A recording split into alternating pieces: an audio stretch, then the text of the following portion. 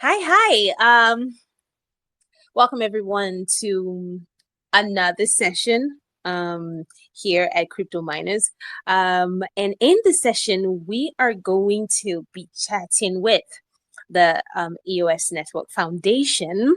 And honestly, I think that if you have been in the space for a while, maybe 2 to 3 years, you must be familiar with EOS. So we have the CEO, Mr. LaRose, here with us, and he's going to be the one chatting with us on today's session. Now, as I always say, if you are new to any of our sessions here, I welcome you and do what to stay till the end of the session. And if you have any questions, we will try to take them if we can, as time permits. And yeah, pretty much that's it. So I see that Mr. LaRose is here. Okay, but not as a speaker yet. So we'll invite you to speak.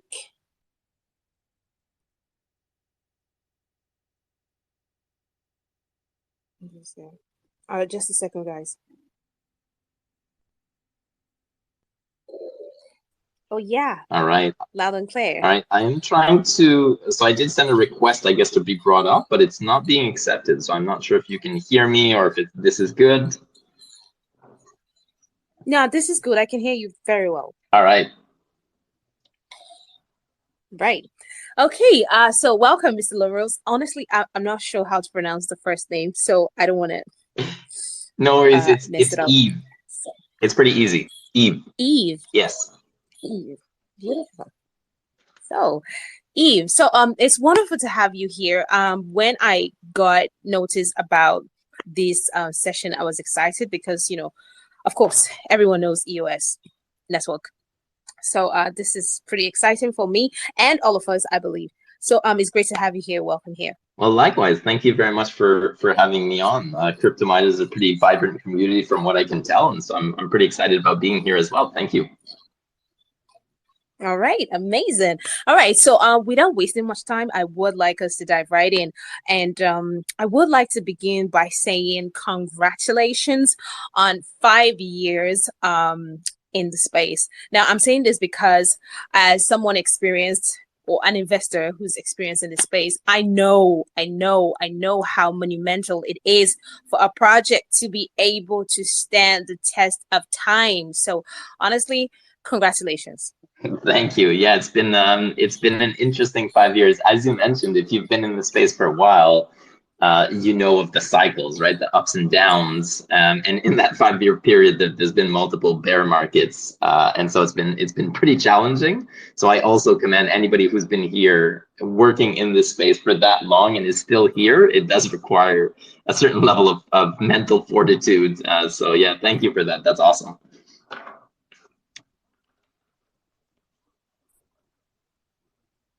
All right.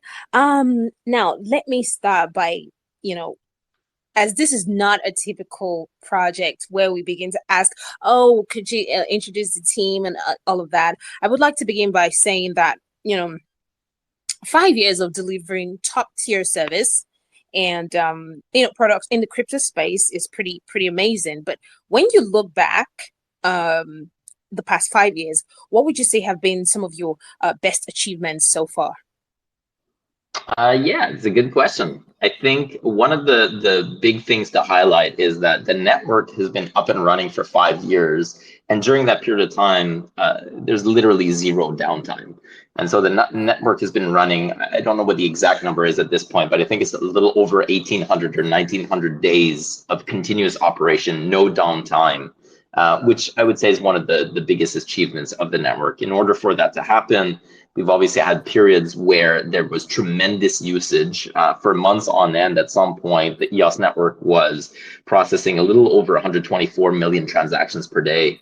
And to put that in context, every single day, EOS was processing more than what Ethereum and Bitcoin were doing in a year combined, and every single day EOS was doing more than the entire market combined. And so during that period of time, there was incredible stress on the network. We were able to see and push to the limits, not just the underlying software, but also the essentially the architectural blueprint of how nodes connect to one another. And during that period of time, there was a huge revamp on the hardware side of things, not talking about the individual level as much, but at the design stage of how nodes connect with one another. And so I would say that that's one of the biggest achievements, just being here for 5 years, still up and running. If you're an EOS token holder, if you're a user of the network, a user of any of the applications, you know this. Basically, this runs like clockwork. It's incredibly fast, incredibly reliable, incredibly safe, and that's a huge one. Outside of that, I would say another thing that's been really interesting is the EOS EVM. We had quite a tumultuous background with EOS, and I'm sure we'll get that into it a little bit later, where EOS didn't launch an EVM at the same time as other chains were launching, and EOS just recently launched its EVM earlier this year. And so that's a huge achievement because, again, this idea of anything that you do on EOS, because it's so incredibly performant, the layers that you add on top of that, in this case EVM, are really complex to do. It's not that simple if you want to create a user experience that takes advantage of that underlying power, that speed, that reliability, and that safety of EOS. So that's a really big one for us, and we're really happy about that. Outside of that, a couple of other things. The ENF launch itself, I think, was a big monumental one where the community got together, took matters in its own hands, launched a foundation. As far as I can tell, it's the only foundation that was launched after the network launch, where basically it was created by the community for the community years after the network had been running. And then within there, we have a few initiatives that we're pretty proud of. For example, Pomelo, which is a Gitcoin equivalent quadratic funding matching pool platform, which really puts the power into the hands of the users when they make contributions, where those monies and then basically where the matching monies land. And so it really gives us kind of a very crowdsourced approach to funding projects and funding ideas. And then the grant framework, which is modeled off of the Web3 Foundation grant framework, which is more centralized.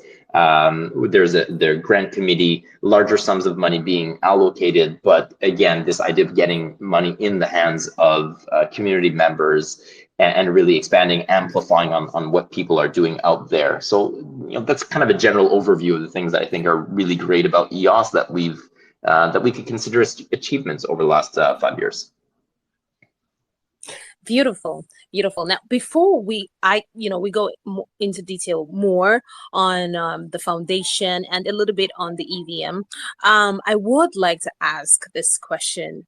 What would you say? What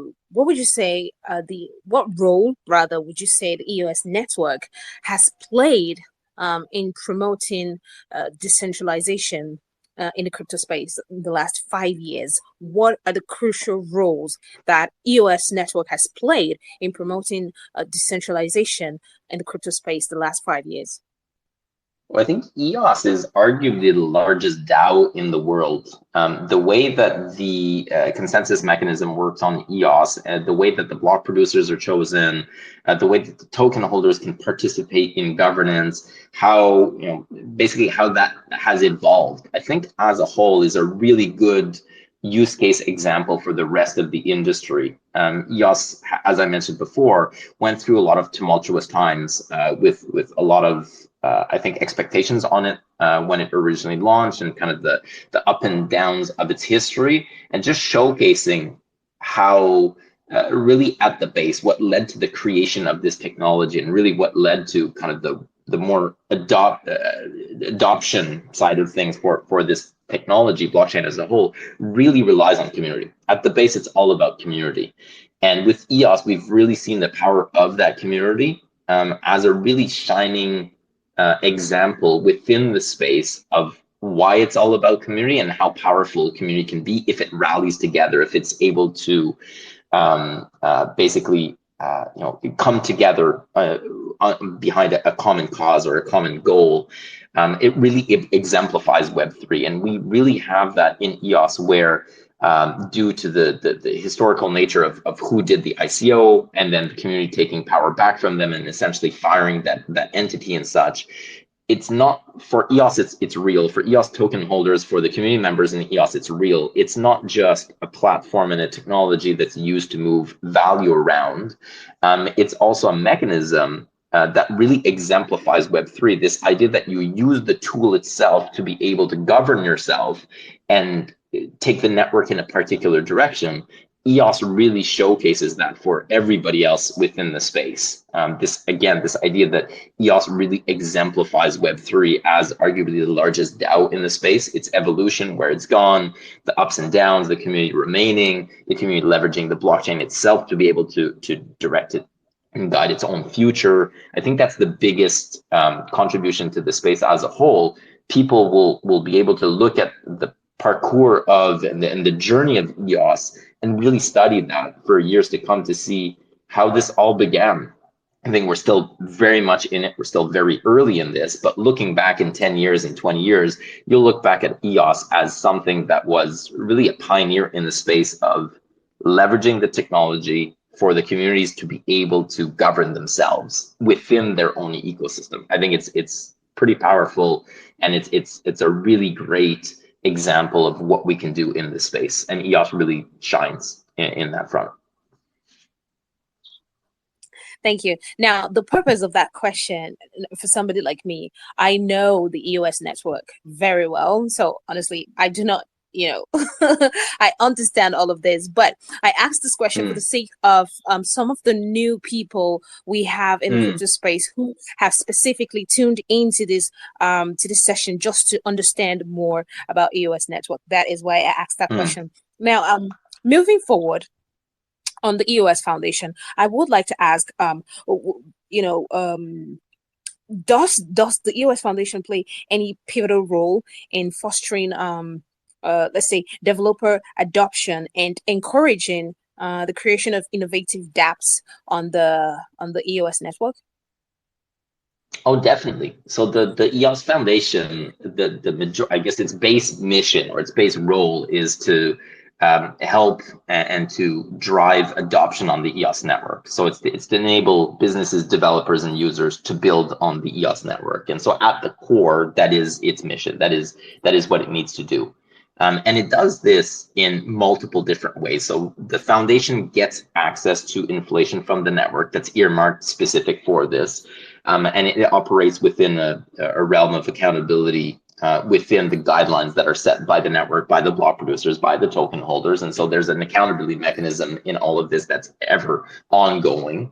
And then it creates programs and initiatives within its sphere of control as, let's say, a shepherd of the network in a way that has these resources and it can distribute these resources. And it does this through multiple different mechanisms. And as you asked in the question, right, to foster developer adoption and encourage the creation of I think it was innovative dApps on the network, it does this in multiple ways. So we've got, for example, what I mentioned earlier with Pomelo. It's what I call indirect funding. So we make funding available to a process, the process being quadratic funding within Pomelo. We make funding available, and the wizard in the crowd, the users, the token holders at the base, they decide with their dollars, with their tokens, essentially, they decide which projects they want to support. And the network, through that matching pool and through that algorithm, the quadratic funding, essentially matches those donations in an ideal, optimal way. And so that encourages, obviously it fosters development, it obviously encourages innovative dApps to come about, but it's really indirect in the sense that it's the token holders, it's not centralized within the foundation. And then we have other areas, like I mentioned earlier, where it's the grant framework, which is very much centralized. There is a board, there are eight board members essentially.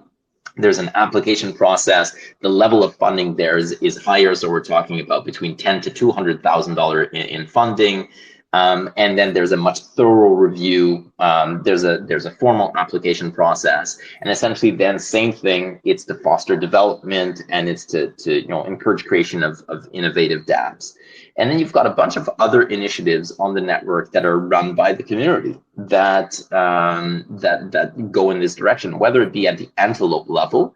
So we did create a coalition. So we have the Antelope Coalition, Antelope being the underlying software. We also have in the Antelope Coalition a formal RFP process. So same thing, a little bit more centralized in nature in that sense, but now we're talking about, it's still decentralized. We're still talking about 4 different chains that got together, 4 completely separate blockchains, have their own tokens, their own communities. They share the underlying software, they get together, pool money in a treasury, and then they do RFPs. And those RFPs very formal. So you're looking at business requirements and technical requirements to enable to, in order to address a particular area of the software or a particular area that that the 4 chains combine, determine that they see benefit for everybody, including themselves. And so it ends up being, everything we do there is always open source. So it ends up being available to all. And so it's also that balance between open source, public goods, like in Pomelo, and then more on the investment side. Then we also have ENV, which is a newly created body, which is EOS Network Ventures, and that's more on the obviously higher ticket size, because it's a formal VC, and then it's very specific as well to where we want to drive adoption, where we see a potential opportunity in the market, etc. So we've got a full slew of different mechanisms for people to get funding, and that's really the primary role of the foundation, is to figure out a way to distribute that funding, to figure out a way to have different mechanisms to distribute that funding, some more directed, some more indirected, some run by the community, some more centralized, and all of this combined basically creates that whole framework whereby there's innovation that's being fostered and developer adoption as well through different mechanisms. All right. Beautiful. Now, on the topic of mechanisms to distribute funding, right? I mean, I definitely believe that they have to be criteria that projects have to meet, aside being built on the EOS network. What are some of these criteria that I have to meet? Assuming I need funding for my project, what are some of the criteria that I have to meet to be able to access this funding? It really depends. So there as well, we tried to create a balance. So for example, in Pomelo, which is the matching quadratic funding matching pool mechanism that was created by Vitalik, and they, it's modeled off of Gitcoin on Ethereum, that the requirement is public goods. So it doesn't need to be open source, but it does need to meet the definition of public good, which means it's non-rivalrous and non-exclusive. And so that is the requirement there. The funding level for Pomelo varies, but I would say for successful projects, it can be between a couple of $1,000s to maybe, depending on the matching pool size that season, maybe $15,000. So between, let's say, $2,000 to $3,000 to $15,000. And we've got 4 seasons running per year in there. That typically is better suited for smaller teams, maybe projects that are just starting out. They're looking to see whether or not they actually have community support, looking to see, maybe they can get enough funding to develop maybe a base level MVP, but they retain 100% of the ownership of what it is they build. And essentially, because it's a public good, the idea is it needs to benefit anybody and everybody. And so it also creates those building blocks that people can reuse. On the grant framework side, for example, a public good is not the requirement within the grant framework. The requirement is open source. So it's a very different requirement, although there's definitely some overlap between those two. It doesn't need to be a public good. And so on the grant framework, as I mentioned earlier, the funding levels there vary between, I'd say historically, maybe $5,000 at the lower end up to $200,000 on the higher end.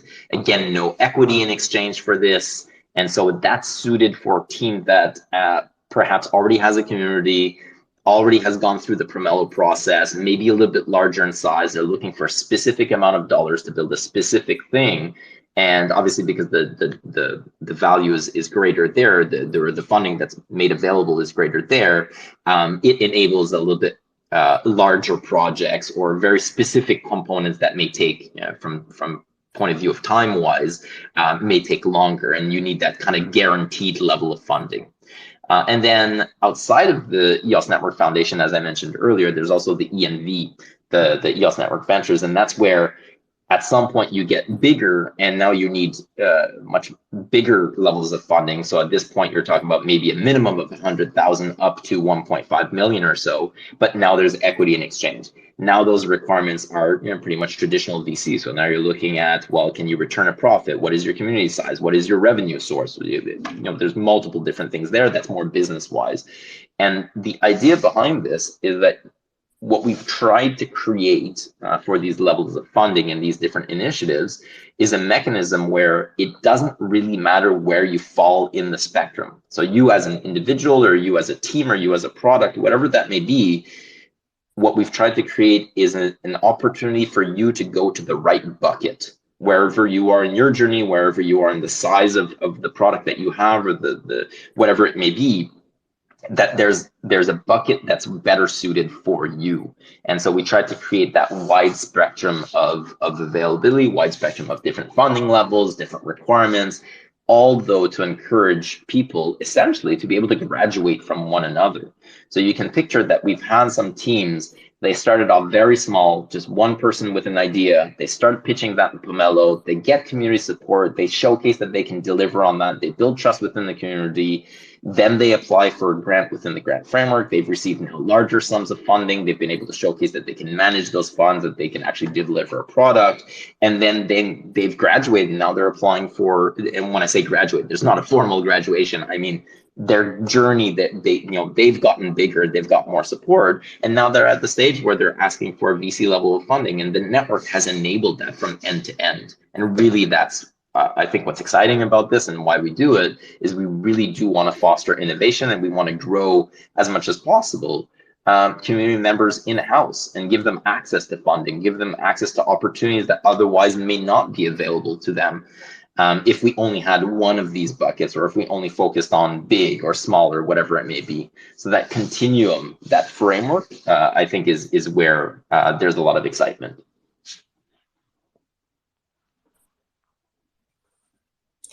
Okay, thank you for covering all of that. Now, I would like to veer into the EVM. You mentioned that your EVM went live early this year, and also, of course, a lot of projects, launching theirs and all of that. But what can you tell us about the EOS Network EVM and how it operates, and essentially how it sort of contributes to the overall health of the EOS ecosystem? Sure, great question. The EVM, I think, is really exciting because at the base, EOS native, what we call EOS native, the core engine underlying is extremely performant, extremely reliable. And as I mentioned earlier, 5 years up and running, able to do consistently more than 100 million transactions per day, which just far dwarfs anything else that anybody's ever been able to do. It's just in a league of its own. So on the technical point of view, on the performance, reliability, security point of view, EOS really has that down. What's difficult with EOS and with many other chains is the user experience. It's being able to have access to a lot of different libraries, different tools, smart contracts, etc., that others have already built. And Ethereum in this regard shines like no other. The Ethereum ecosystem, the amount of libraries that are there that have been created over the years, and obviously all of the IP that's in there, that's open source, that's available for everybody as building blocks, is a treasure trove of basically building blocks. And the EVM opens the door to that. So that's why it was so important to us. Think about it like if the network, if the engine of the car was EOS's engine, what we're trying to do with the EVM is create a better user experience so that those that aren't necessarily in EOS can still come and benefit from that underlying engine, that power from EOS, but in a mechanism that's easier for them because they were already in an EVM compatible chain, or they've created a product that's EVM compatible, so they just want to deploy it on as many chains as possible. And the EVM really enables that. It really lowers the bar to adoption really lowers the bar and the frictions that are created for people that have already developed and already deployed elsewhere. So instead of having to start from scratch, because the EVM is full RPC compatible, I'm oversimplifying, but it's as simple as a double click and you're up and running type of thing. And that's where there's a huge advantage for developers and for users as well, because there's so much out there that's been created on Ethereum. You're able to now leverage that. And so it was really important for us to be able to open that door, but also make sure that when we open that door, that the user experience for those people is improved, that they see a benefit for this. And we see benefits in multiple ways. So one of them are the gas costs. A lot of EVMs, or even just the native Ethereum network, is known for, at times of congestion, gas fees going up and down. And I'm not necessarily talking about the times where the gas fees become prohibitive. I'm talking about just regular daily volatility. And that makes it very difficult for businesses that are deployed on these networks to be able to effectively manage their resources. If you have a base cost that varies day in, day out based on the usage of the network that you're on, it makes it very difficult to effectively manage your business. And EOS in this regard has extremely low predictable fees. And that's very important for us because, again, you get access to that underlying engine. And so that's a huge benefit that we offer. And right now we're in talks with multiple teams looking at porting over from where they currently are. For example, in the BNB chain, just talked to a team the other day. They were saying they have to budget a certain amount of BNB every month for their gas fees, and it's becoming prohibitive. And if they can reduce that cost, go elsewhere, that's cost that can go either back into development, or it's funding that can go back into the hands of the community and their users in the form of whatever it is within in-game, any kind of mechanics, tokenomics, whatever it is. That's basically reducing their marginal cost of operating. And this is where EOS EVM really shines as well, because you get all the advantages of the underlying power of EOS while still getting all of the advantages of being in that ecosystem that's created all of that IP and those building blocks. And when you marry those two together is where you start to see some use cases that aren't available elsewhere. Now we're talking about very high transaction throughput, very low cost, which inevitably is going to become the norm. If we want to have mainstream adoption within the space as a whole, within blockchain as a whole, we, as an industry, there's going to be a shift where $1,000 NFTs or $1 million NFTs are not the norm, right? If you go look at something like Steam, or if you go look at just mobile games, or if you go look at just regular daily browsing on the internet, we're talking about microtransactions. We're talking about people who are doing very, very small actions, but they're doing a lot of them.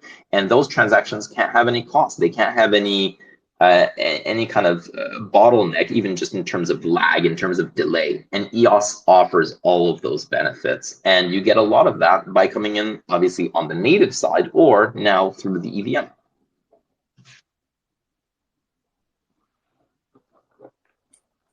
All right. Thank you for covering that. Now, you mentioned you went ahead to cover what makes the EOS Network EVM different, especially in the aspect of the gas fees. Now, I would like to ask, could you explain some of the measures that the EOS EVM takes to ensure that there is smart contract security and to mitigate the risks associated with vulnerabilities like reentrancy or overflow attacks? Sure. Yeah. So obviously, there are a few ways of looking at this. So when we look at security, or when I look at security in particular, I have a very broad view of what that means. And so there are multiple components, there are multiple different levers that you can somewhat play with in order to increase security. So I don't think it's a one-stop shop. I don't think there's one thing that you do and it's all done. It's multiple different things that you can do that increase the likelihood of security, essentially, that mitigate a lot of the risk. The obvious one is obviously doing audits. And so everything that we do, fully audit, we use reputable audit companies, and we continuously re-audit. So it's also not simple.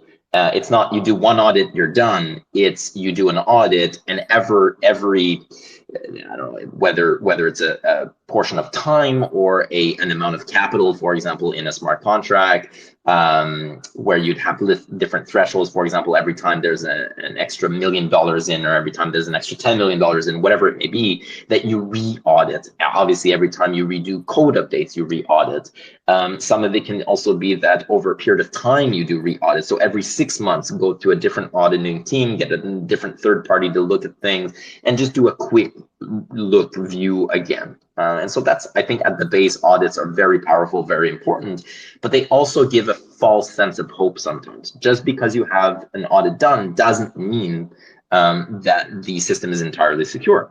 So on top of this, what we do is we open source everything we do. This is a fundamental principle at the ENF, and just in general in EOS. We encourage as many people as possible, and within our different funding initiatives, we also very much highlight this idea that it's open source. The more eyes that you can get on particular code, the more chances there are that somebody who is invested in the project, either because they've got their tokens in that project or that particular contract, or because they want to see the ecosystem succeed as a whole, and obviously anything that could set that back would have indirect effects to everything else within that ecosystem.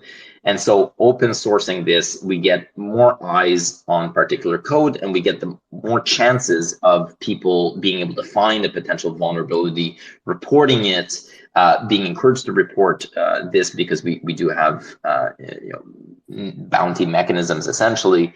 And so that's another mechanism. The other thing as well is in EOS, we are very fortunate that at the base level, one of the huge advantages of EOS is our permission sets, our embedded functionality of permission sets, where you can have multi-sigs at the base. So in Ethereum, this would be the Gnosis equivalent, for example, as one iteration. On EOS, we have that embedded within the protocol. And so when you have a smart contract, having it multi-sigged, or even having relegated to what we call EOS-IO prods, which is relegating it to the block producers, which means really even the application developers don't even have access to making modifications to that anymore.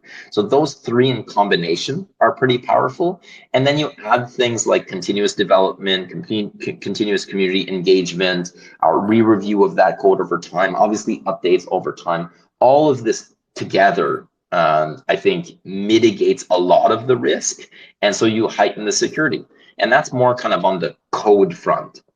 Outside of this, what EOS has created as well is a program and initiative called Recover Plus. So in our view, it's not a question of if there's going to be another vulnerability or a hack at some time. It's a question of when. We've seen in this industry that it always reoccurs. There's always something that can happen. And so you need to be able to be prepared for that. And so if something happens, what would you do? Well, we created a framework that we call Recover Plus, and it's essentially an opt-in program whereby the developers of applications, whether they be DeFi or whatever it is, they interact with this team that's running this program. They provide information in advance, so they register in this program. Simple things like KYC, AML on those teams, and then where their smart contracts are, have they been audited? Does the hash match? Like, there's a bunch of different things that you go through when you go through Recover Plus, and it just adds one more layer of security. So if you're an end user, you can go look at the application that I'm interacting with. Have they registered to Recover Plus? That's just a +1. Have they done an audit? Another +1. And you add all these things together, you're able to mitigate a lot of that risk. And we saw, for example, Recover Plus coming into play twice in the last year or so, where we were able to recover hacked funds at 100%. Because either they engaged with the hacker and they were able to negotiate a ransom, or they were just quick enough to be able to provide the information to the network to be able to either shut down contracts because they were monitoring, and or work with the actual team to be able to recover the funds. And so this is the approach that we take, is a very proactive approach to security in EOS. And we've seen that it has been quite beneficial to token holders, where, as I mentioned, there's been events where millions of dollars have been returned to the rightful owners because of all those measures combined. Right. I think that is extremely commendable. As you mentioned, we have seen these situations occur again and again, and it's almost as if nobody seems to be able to do anything about it, and it's pretty crazy. But I think that this is a credit to the EOS network. Now, I will come back to the Yeah, EOS network, we but weren't satisfied. We weren't satisfied with the there's nothing we can do about it. We wanted to find a way that we can't guarantee that we can do something about it, but we try to put the best chances in users' hands so that we can't guarantee it, but we will definitely try. And here's how we'll try. Here's the framework. Here's what we can do. Here's the past experiences, and we open source all of that essentially. So for us, that's definitely one of the biggest advantages on EOS is definitely that proactive approach to security. thank you. Thank you. Now, I went through your Twitter page yesterday, preparing for the session, and I would like to know more about, the EVM's like integration with Math Wallet. Could you tell us a bit more about that and the benefit of this partnership to the EOS ecosystem in general? Sure. I mean, Math Wallet is one of the wallets that we've partnered with. At this point, EOS EVM has been integrated with more than 10 major wallets. And so whether it's Math Wallet or it's one of the others, the idea is it lowers the barrier for adoption. We try to meet the token holders where they are, the community members where they are. And so if they're used to working with a particular wallet, with a particular brand, with a particular product, if we can create partnerships with those, we can effectively make it easier for users ultimately to be able to interact with our product, with the EVM.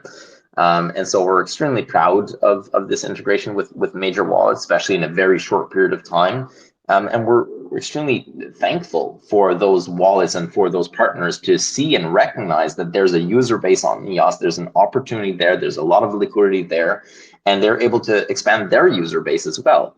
And then with that, then you get integration into other products, right? Because there's some games or there's some particular applications that are integrated within those wallets, or those wallets are integrated within those games or those products, and it opens that up as well. And so for us, definitely this idea of inter-blockchain communication, this idea of collaboration, this idea of cross-chain movement is very important for us. And it's so important that we literally created the IBC for that, so inter-blockchain communication, that we funded through the Antelope Coalition that I talked about earlier, that was developed by UX Network, one of the 4 partner chains in there, because we definitely believe that a future or in the future, that more collaboration between different products, different chains is inevitable. If we want mass market adoption, we need to lower the barrier for the end user. That end user experience is number one. And for them, for the majority of users, they don't particularly care so much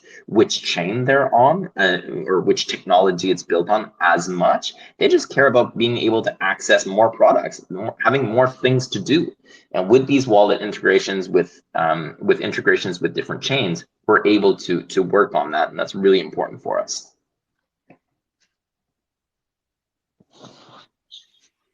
All right. I think so.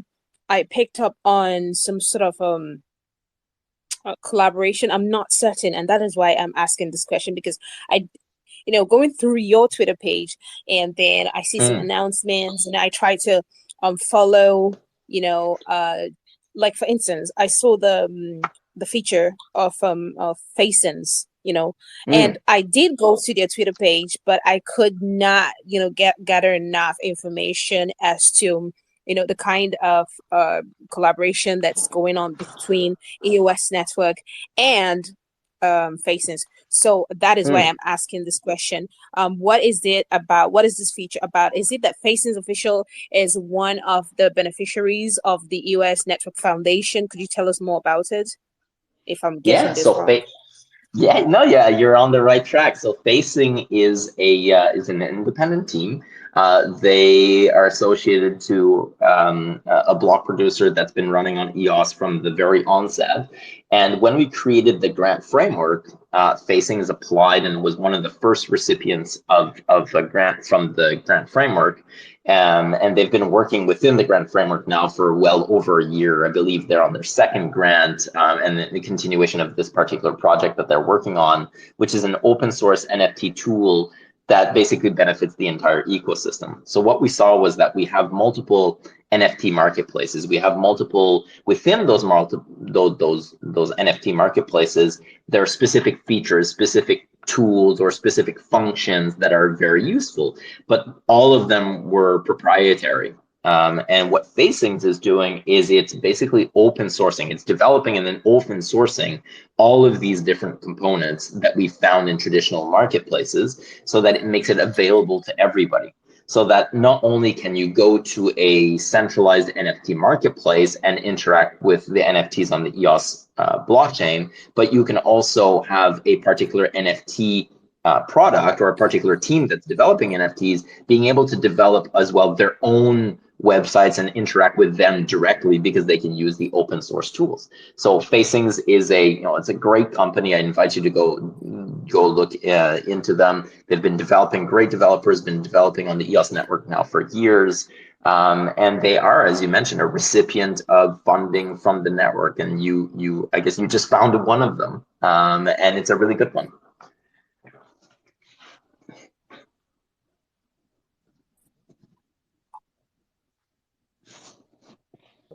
All right. Sorry. Thank you for answering that. No worries. Right.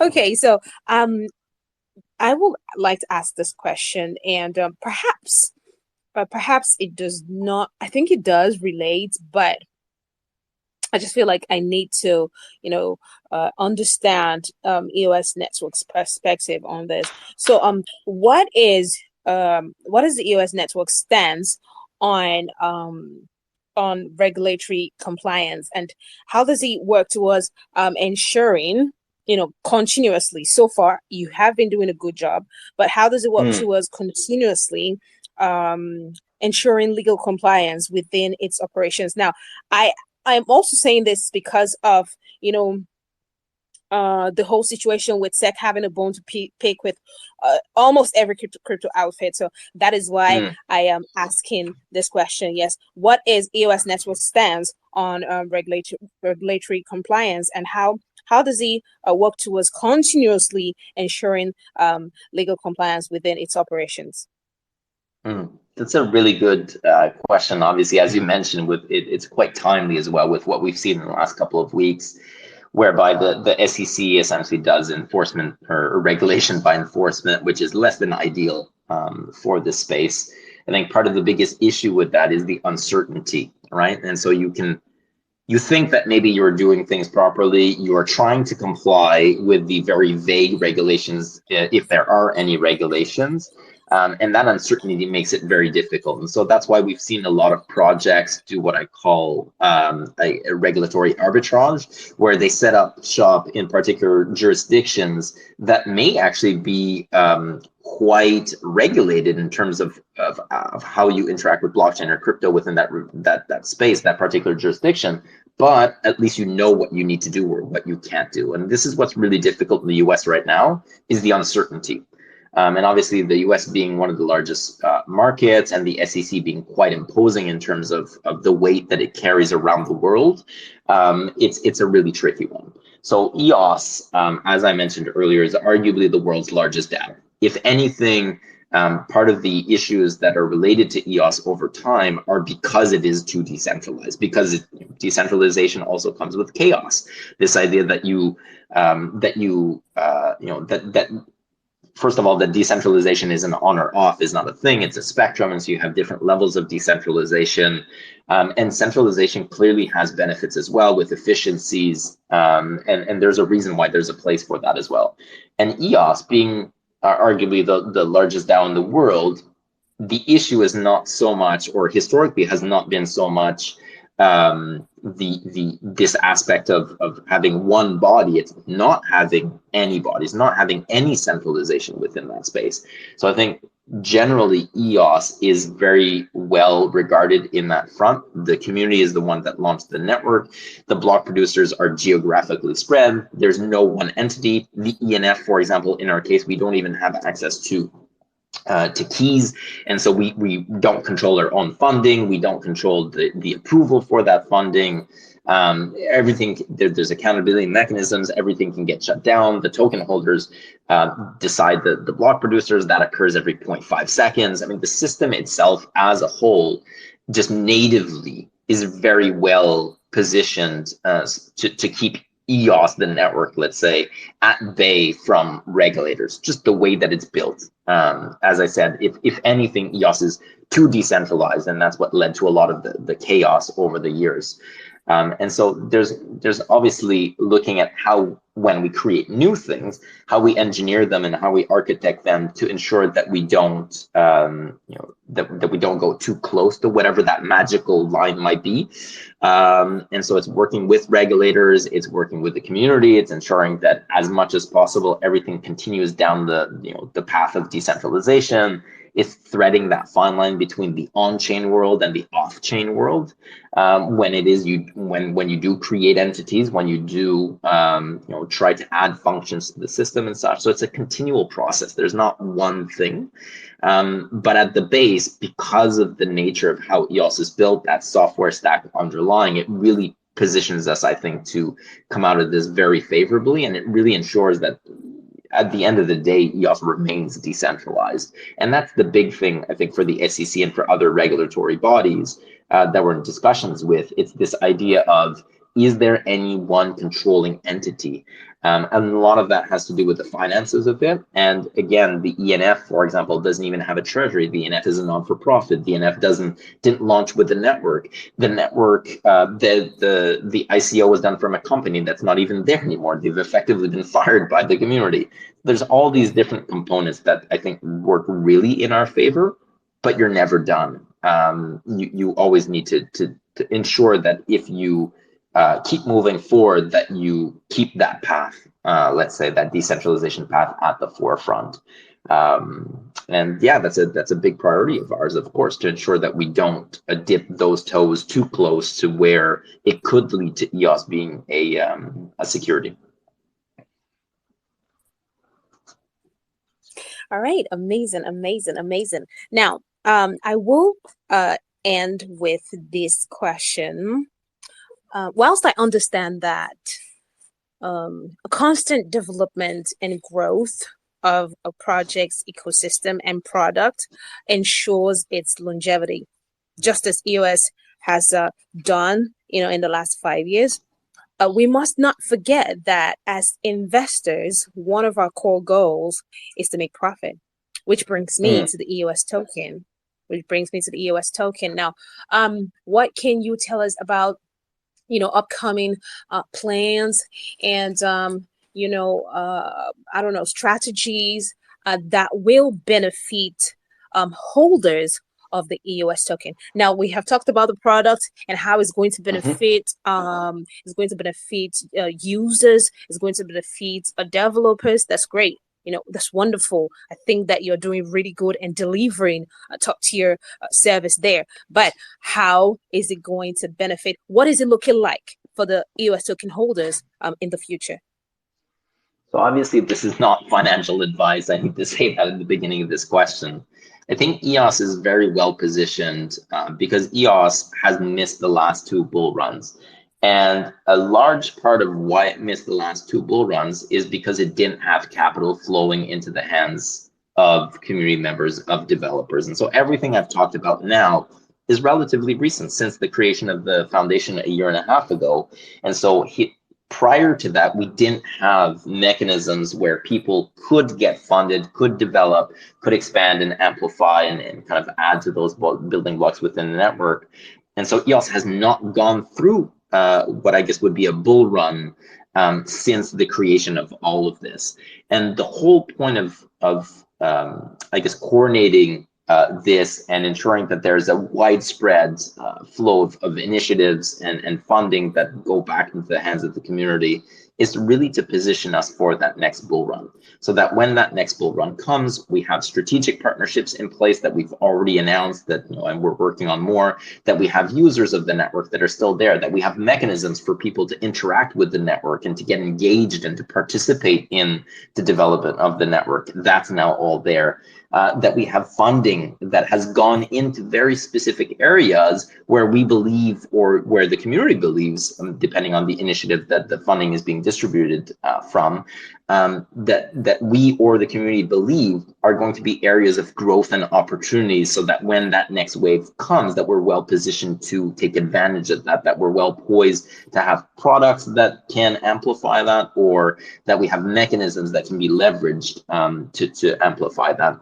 And so all of this basically combined is why I believe that, and what we've heard is that EOS is an undervalued asset.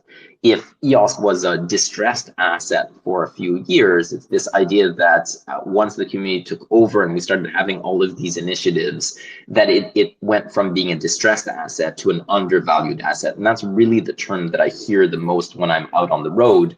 People are looking at EOS as a serious opportunity, because it missed the last two bull runs, because it's been live and it's extremely performant, extremely secure and reliable, but it didn't get the runs that everybody else in the whole market got last time. And so this time around, the idea is that not only would it potentially benefit from this particular run, but it may catch up to the previous runs as well that it didn't benefit from last time, as people start looking into EOS and as they start seeing, wait a minute, that network that I thought was dead, it was actually alive, and it's been alive all this time, and there's all these things that I can do on it, and it's extremely easy to build on, and there's all this community and blah, blah, blah, blah, blah.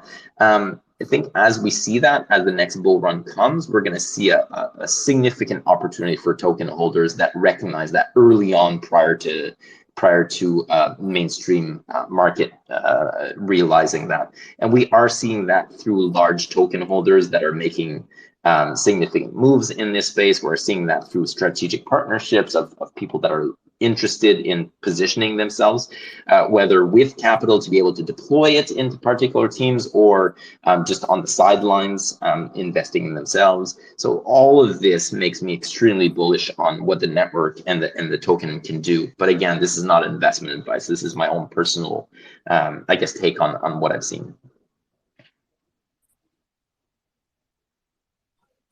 Right.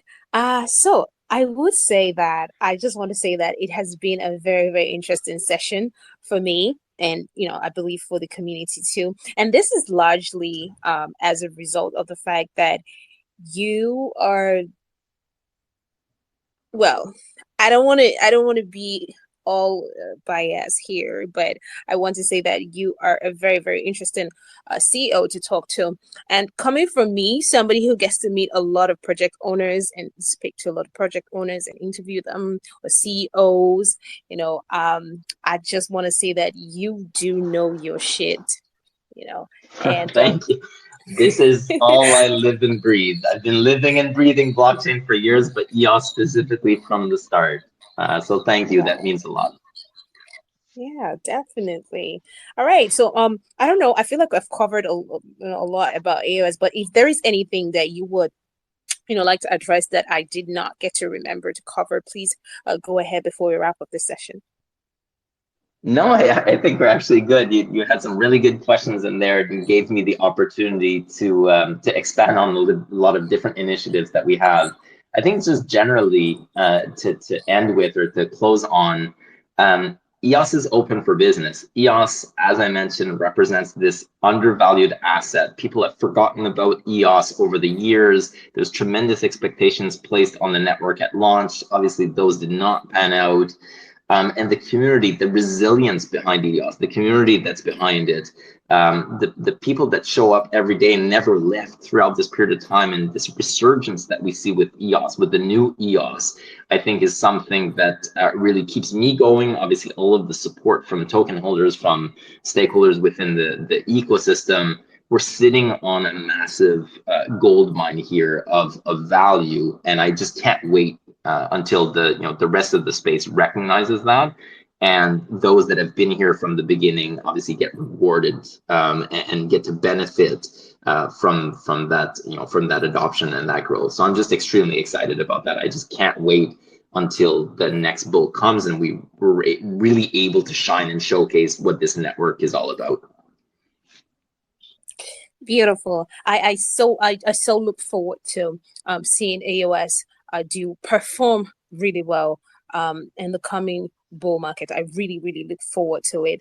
And once again, I just want to say it was awesome talking to you. Likewise. It was really great. And this is just, on the light note, if you ever need me to sign a petition for EOS to raise your pay, please let me know, because like I said, you do know your shit. Sounds good. All right. So thank you, Eve, for joining us, and for everyone who tuned in to listen. Thank you so much. All right. Cheers, Jenny. Thank you very much for having me on. It was a pleasure. I love your energy as well. Thank you so much. All right. So yeah.